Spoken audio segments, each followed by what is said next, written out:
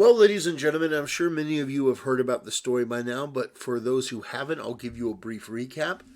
This person here is a former Sweet Baby Inc. employee who is currently working on a game for Marvel called Black Panther. They also worked on this game here called Validate. And this is an interview that this person gave in relation to this game. Now, the reason why people are talking about this is because of just how troubling what this woman is saying actually is. And everyone should be condemning what this woman said. It should be immediate. There shouldn't even be a thought behind it. It should be, oh, yeah, I can immediately identify because I am a sentient human being. I can immediately tell that what this person is saying is racist and wrong.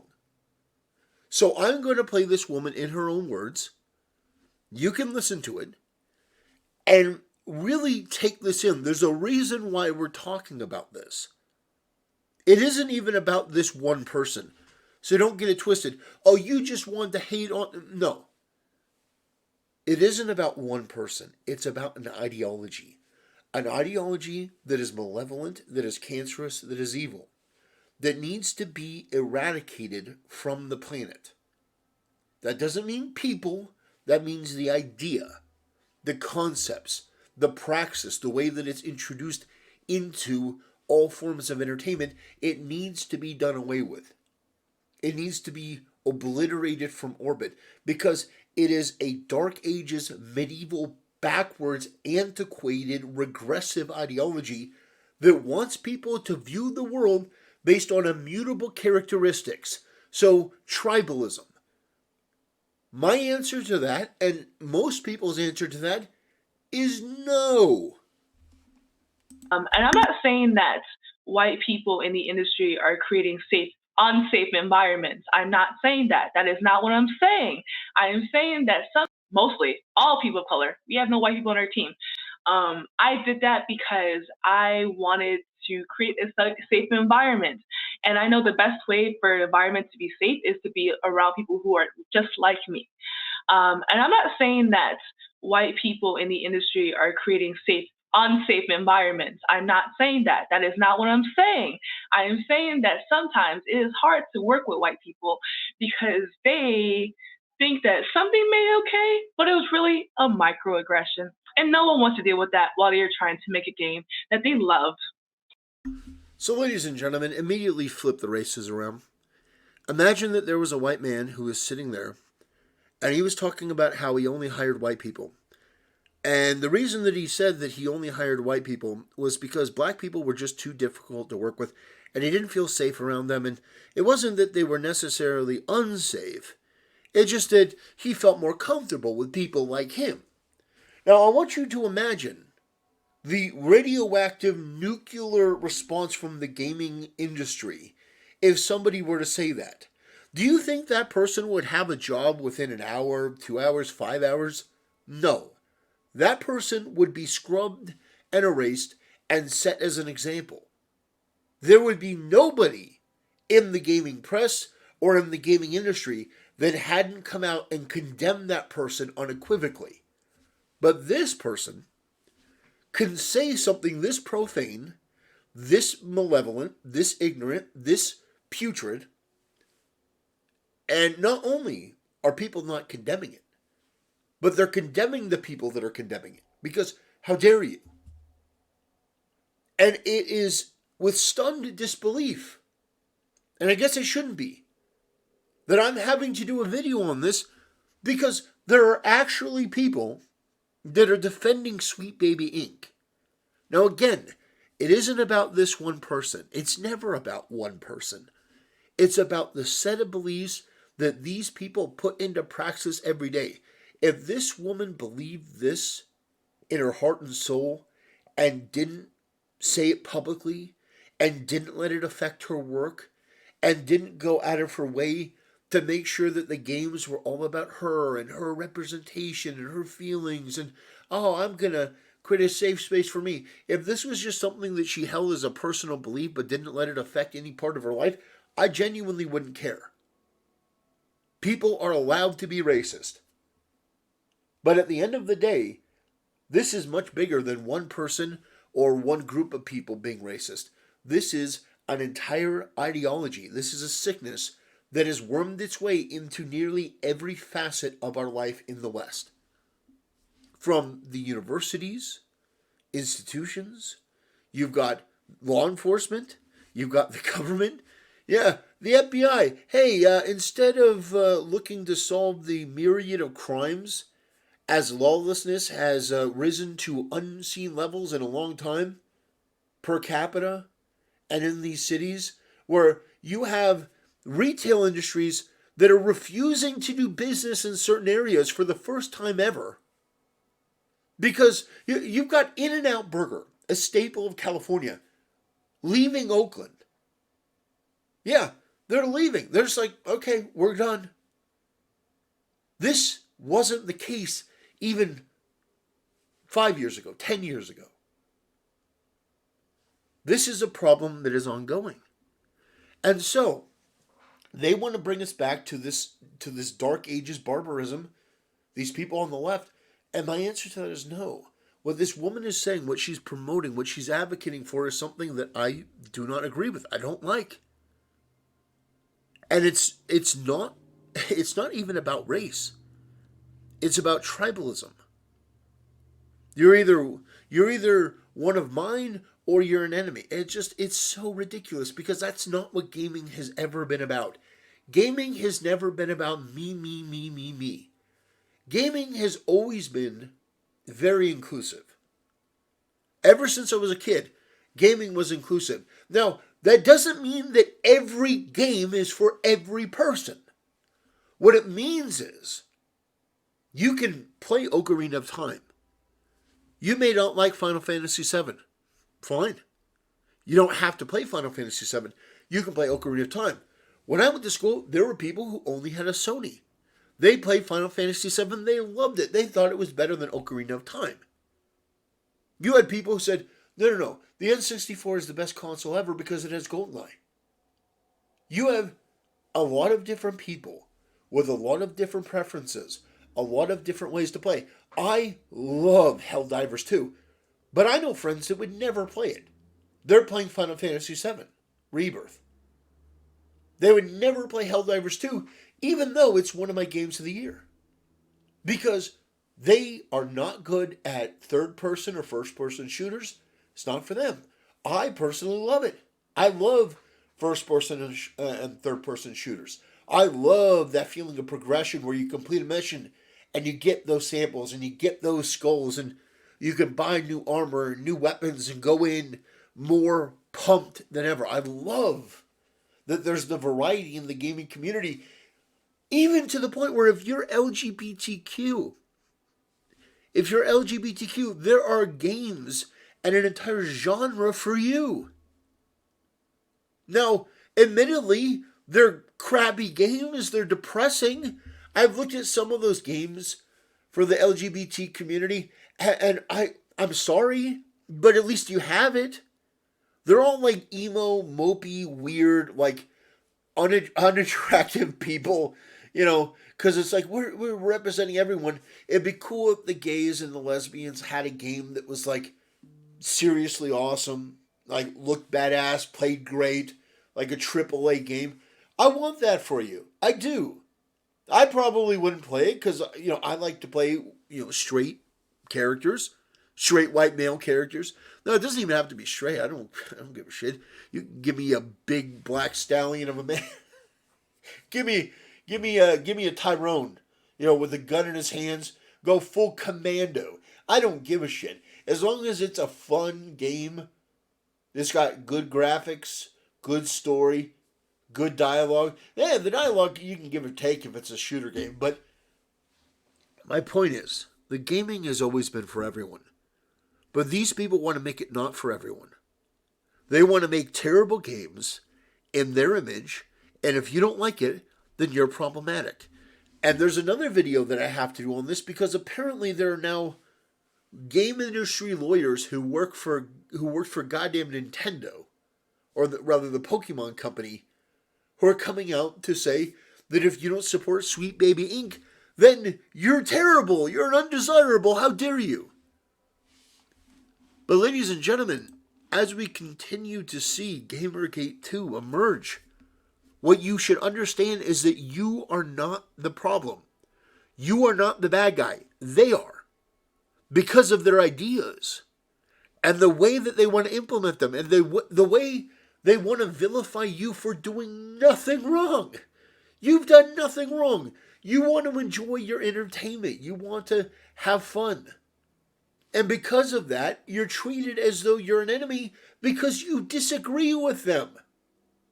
Now, the truth is that we shouldn't even be having this conversation because none of them should be employed in the gaming community. But even if they are, they should keep their politics to themselves.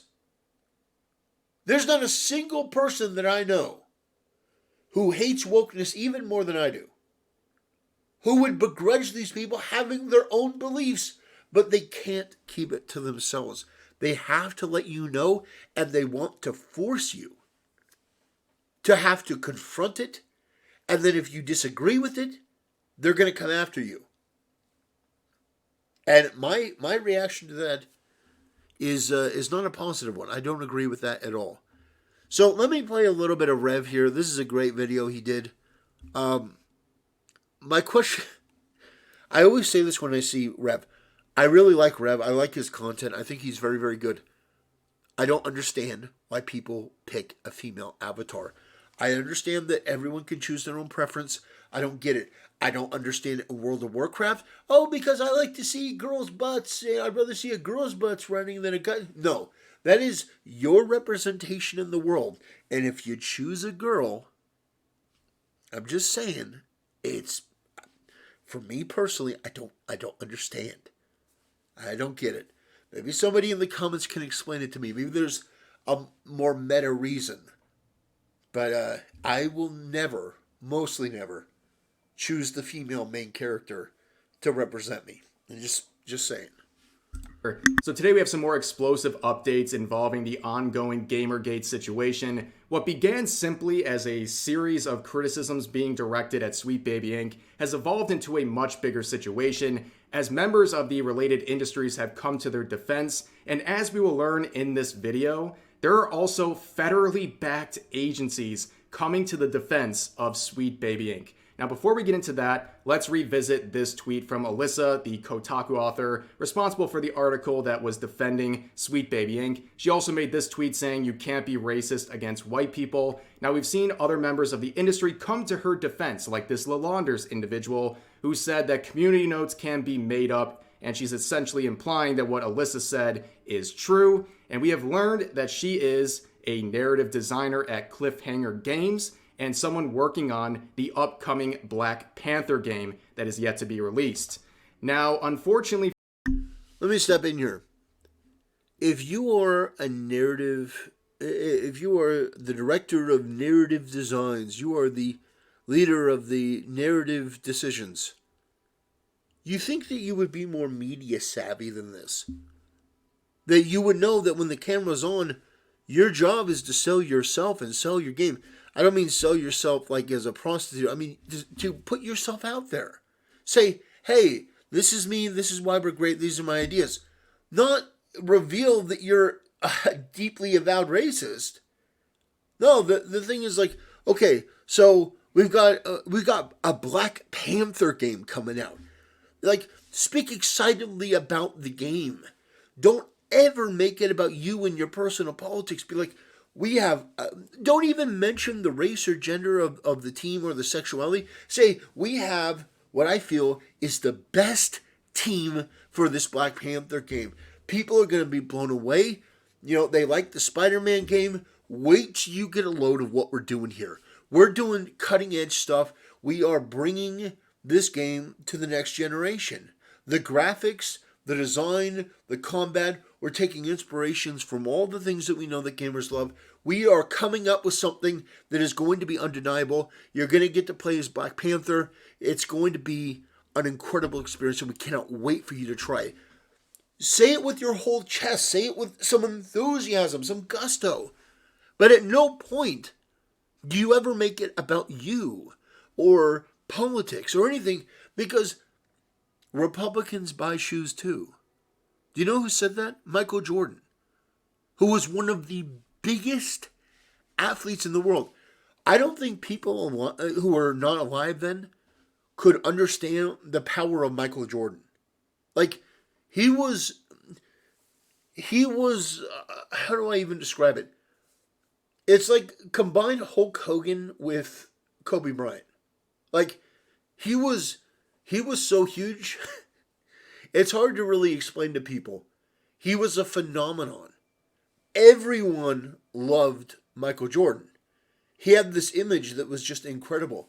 So, I mean, you should be more like Mike. Hey, everyone buys shoes. We should want everyone to buy our game. It's a Black Panther game. It's going to take place in Wakanda. We have authentic African, imagery and all this stuff. We're bringing in experts on Africa to make it as authentic as possible. Make it about the authenticity. I'm going too much on the game, giving them advice that, they don't want and they don't need, clearly, because they have another direction to sell the game or not sell the game. But by doing what she did, I'm not going to buy the game. I have no interest in it. Whereas before I may have been neutral. Now I have no desire. And now a lot of people have no desire, and that is the consequence of not being able to craft the narrative around your game, because marketing is just as important as all the other elements of the game, which is why movie studios, they spend a budget nearly as big as it takes to make the movie on marketing, because it is that important that you get people invested so that they do the marketing for you. They tell your friends, hey, we're going to see this movie. That is the importance of marketing. And this woman apparently doesn't understand that and thinks that it's more important to tell her personal story and to come out with all of the stuff that's completely irrelevant and makes her and the game and everything else surrounding her look bad. And Sweet Baby Inc. gets brought in. They're taking strays. They weren't even originally part of the story. She was an ex-employee. Now they're taking bullets. I mean, it's an L all around. For her, a clip of her has resurfaced on Twitter where she openly and unashamedly claims that she will not hire white people because she doesn't want to be around them. Yes, this is a real clip. I have a team of 21 right now for Validate. It's a pretty big team. It's a crazy big team for indie games. But who is your team? Validate has a team of mostly all people of color. We have no white people on our team. I did that because I wanted to create. I did that because this is the difference between somebody who's intelligent and somebody who's woke. One of these leftoids.